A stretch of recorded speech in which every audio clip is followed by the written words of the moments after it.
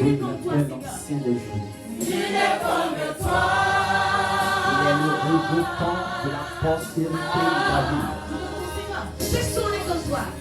Il est l'ancien des jours.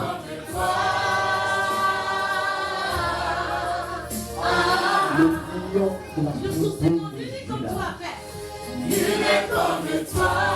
Il est merveilleux de Jésus. Oui, il est extraordinaire. Comme toi.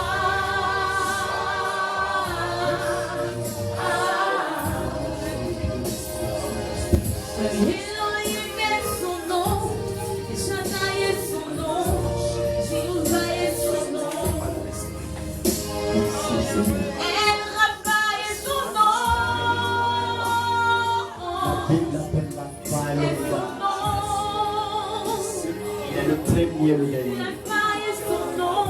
Il n'a ni commencement ni fin. Oui, c'est dans le camp de la science, c'est le silence que Dieu est. Oui, la présence de Dieu est peut-être dans ces lieux. Dieu est comme toi. Tu peux commencer à admirer cette présence. Parce que tout doucement, l'Esprit de Dieu est en train de siéger en ces lieux. Cela s'atteste. Dieu est comme toi.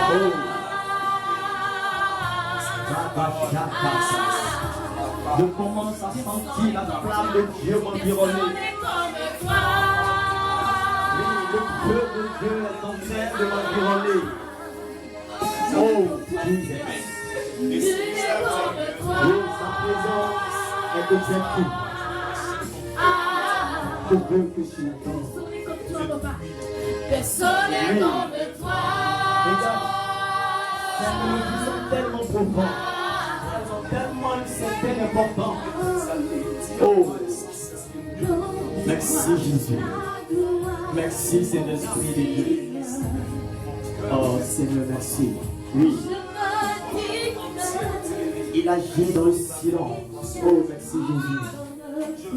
Oh my Jesus. Merci pour ce point de contact de l'Esprit de Dieu. Jésus, merci. Merci, Saint-Esprit. Jesus. Lobo bolo canta. Jaya canta babala soso bolo canta. Oui, l'Esprit de Dieu est en train de faire sa rentrée. Oui, il est merveilleux ce Jésus. Il est déclaré. Oh Seigneur Jésus, merci. Jesus. Jesus. Oh, c'est l'Esprit de Dieu. La puissance, l'honneur et l'élévation de ton Dieu. Oui, l'Esprit de Dieu est là. Oh, personne n'est comme vous. Oui, ton père, ta mère peut t'abandonner.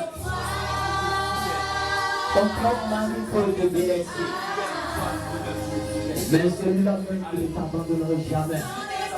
Qui ne t'abandonnera jamais s'appelle Jésus de Nazareth. Jésus. Oh my God. La Bible appelle l'ancien des jours, le rocher des siècles. La sera sans Seigneur. Le prince de paix. Jesus name. Go Boluka. Rayon stili de canta babala sora. Merci. My God. Merci Seigneur Jésus. Tu me démontres que je l'aime. Gloire à Jésus. Merci Saint-Esprit de Dieu.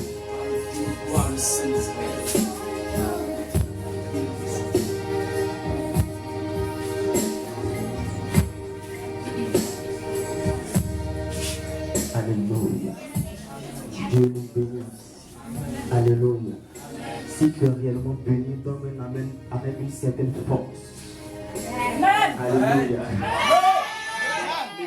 On va parler de parler parce que j'ai un peu mal à la tête. Alléluia. Et si tu es réellement béni, donne un amen puissant.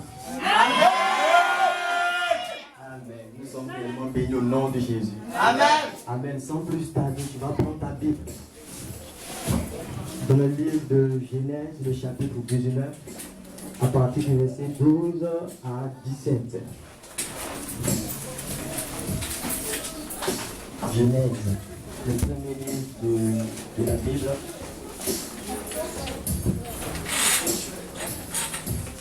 Genèse, chapitre 19, le verset 12 à 17. Je demande au frère Billy de nous faire la lecture. Genèse, le chapitre 19, verset 12 à 17.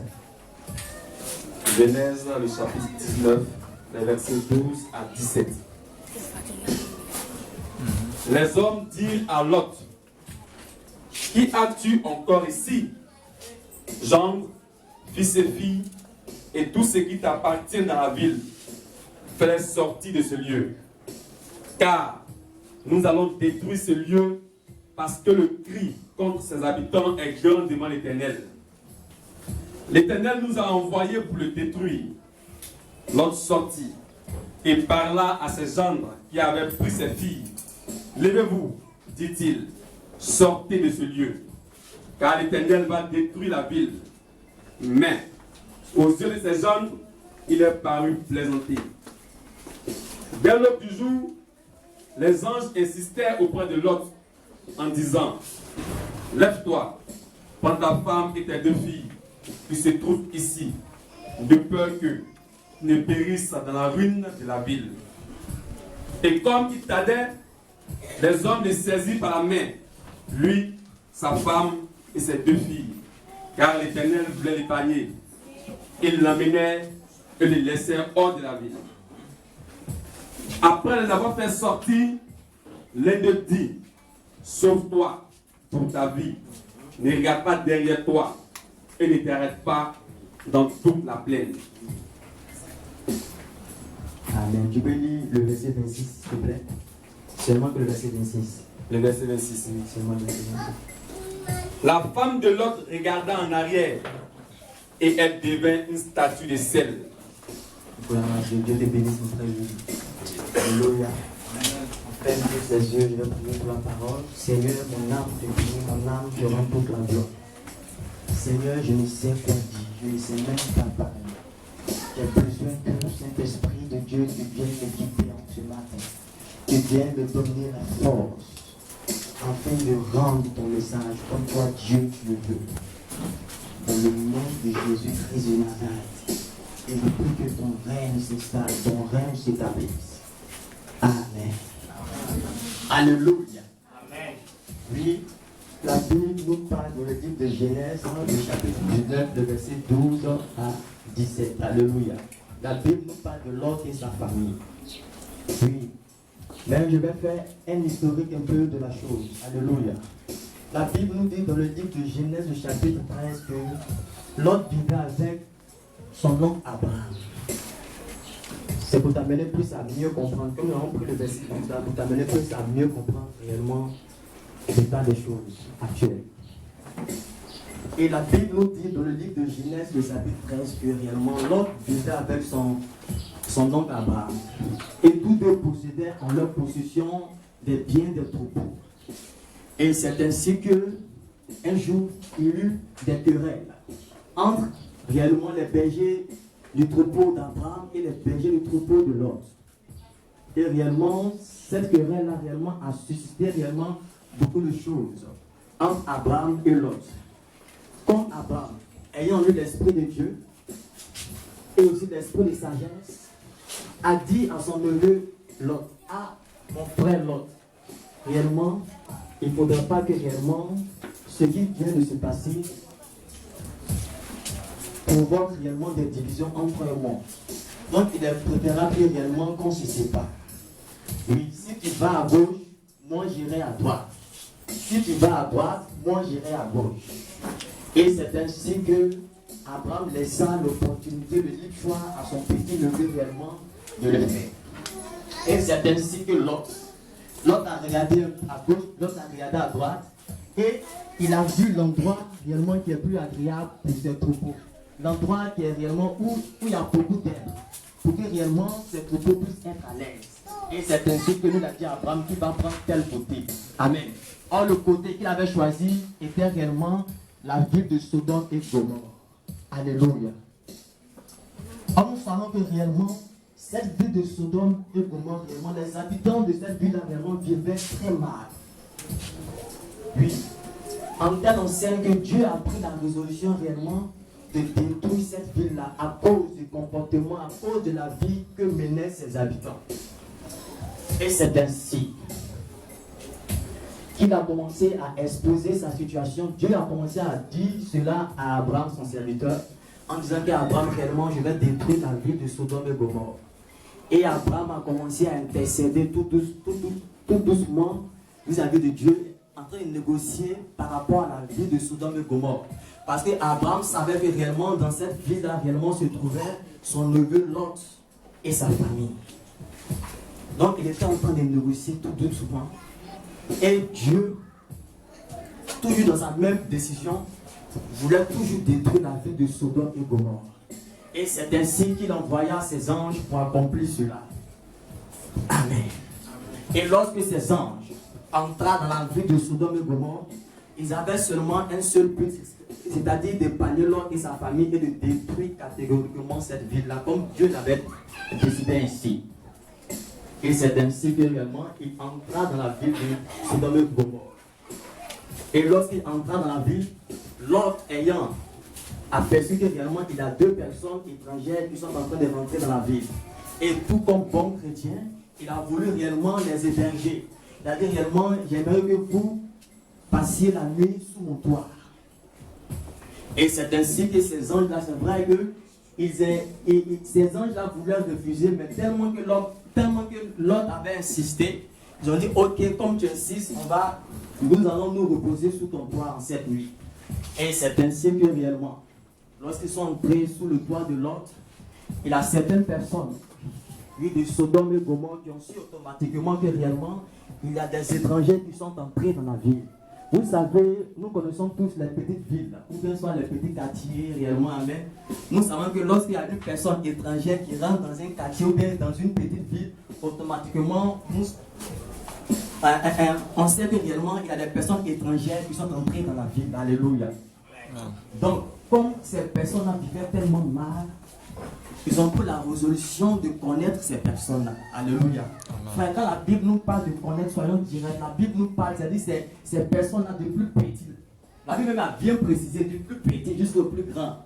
Eux se disent qu'ils vont connaître ces personnes-là. Amen. C'est-à-dire qu'ils vont coucher avec ces personnes-là. Ah, alléluia. Amen. Mais là n'est pas mon message. Amen. Donc c'est ainsi que réellement Lot sortit de sa maison et commença à négocier avec les habitants de la ville. Il leur demanda, mais réellement, excusez-moi, pardonnez, ces personnes-là sont arrivées sous mon toit, ne faites aucun mal. J'aimerais que réellement ces personnes-là sortent idem, de la même manière qu'elles sont entrées chez moi. Si vous voulez, je vous donne mes deux filles qui n'ont point donné d'or pour que réellement vous fassiez d'elles ce que vous voulez. Alléluia. Mais tellement que ces personnes-là refusaient, eux, ils disent que c'est ces deux personnes étrangères-là qu'ils veulent connaître. Alléluia. Et tellement qu'ils insistaient, les anges de Dieu, vous voyez, ces deux personnes-là étaient des anges de Dieu. Donc, ils sont sortis et ils ont dit à l'autre, entre à la maison, nous-mêmes, on va gérer cette histoire-là. Alléluia. C'est ainsi que ces anges-là frappaient, ils ont commencé à frapper ces personnes-là d'aveuglement. Amen. Et comme réellement, ces anges-là, toujours avec un but, un objectif à atteindre, c'était réellement de détruire la ville, comme Dieu avait décidé ainsi.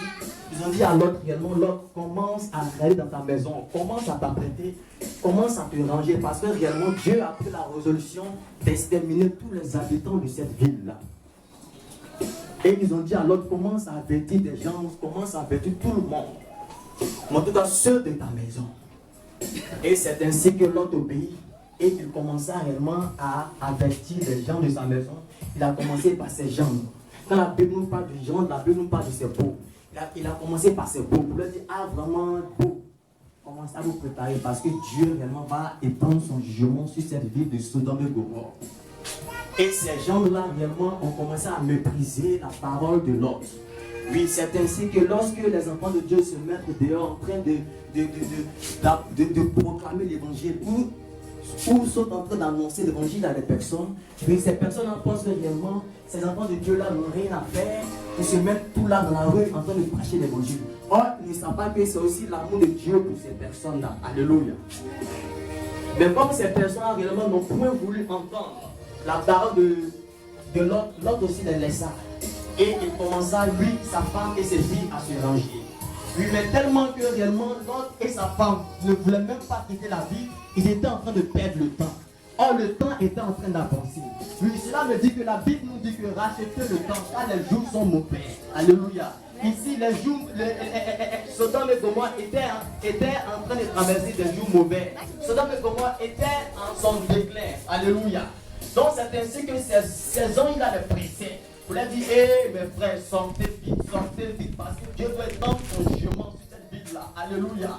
Et tellement qu'ils insistaient, ces gens avaient pris de force, les mettre en dehors de la ville. Alléluia. Mais il y a quelque chose qui a attiré mon attention dans ce passage. Oui, c'est que les anges-là ont donné deux instructions à l'homme et sa famille. Amen. Ils ont dit, ne regarde pas en arrière et ne t'arrête pas. Alléluia. Si je dois donner un thème à ce petit message, amen, c'est ne regarde pas en arrière et ne t'arrête pas. Alléluia. Oui. Ne regarde pas en arrière et ne t'arrête pas. Oui. Nous allons définir un peu certains verbes dans ce petit passage-là. Amen. Quand on dit regarder veut dire porter la vue sur quelqu'un ou sur quelque chose. Alléluia. Et quand on parle de arrière, on parle de soi sens contraire ou côté opposé. Alléluia. Or, ces anges ont dit, ont recommandé à l'autre et sa femme et ses enfants de ne pas regarder en arrière, c'est-à-dire de ne pas regarder au sens opposé, parce que Dieu était en train de faire quelque chose d'extraordinaire dans cette ville-là. Amen. Alléluia. Et ils ont dit aussi, ne vous arrêtez pas. Or, qui parle d'arrêt, réellement parle réellement d'interrompre un mouvement. Alléluia. Amen. Je pense que par la grâce de Dieu, quand l'Esprit de Dieu nous donnera la force à développer ces thèmes, on comprendra réellement pourquoi ce titre ne regarde pas en arrière et ne t'arrête pas. Alléluia. Vous savez, la Bible nous dit, plus précisément dans le livre de Luc, le chapitre 9, au verset 67, que celui qui met sa main à la chaleur et qui regarde en arrière n'est pas digne du royaume des cieux. Alléluia. Frère, c'est ainsi. Que Dieu, voyant cela, il a dit à l'autre et sa femme et ses enfants de ne pas regarder en arrière. Puisque réellement l'autre, puisque la femme de l'autre réellement, lui était en train de se lamenter, lui par rapport à ces choses qui étaient restées dans cette ville-là. Alléluia. Lui, la femme de l'autre, certainement avait des grands bijoux. Certainement avait beaucoup de biens. Certainement avait réellement aussi peut-être des parents ou bien soit des connaissances dans cette ville-là. Donc, malgré que réellement Dieu lui donna un message pour lui dire, ah ma fille, mon fils, sortez de cette ville-là, mais elle réellement, elle s'en foutait de la parole de Dieu. Elle, c'était réellement ses biens qui l'intéressaient. Alléluia. Amen. Or, nous savons que réellement, regarder en arrière réellement est synonyme de faiblesse. Lui, regarder en arrière vraiment est synonyme de convoitise. Regarder en arrière réellement est synonyme réellement d'aimer les choses du monde, de se rattacher toujours aux choses du monde. Or, nous savons que réellement, il y a des enfants de Dieu, malgré que ces enfants de Dieu ayant accepté le Seigneur, ont toujours les regards vers les choses en arrière. Alléluia. Elles ont toujours encore les regards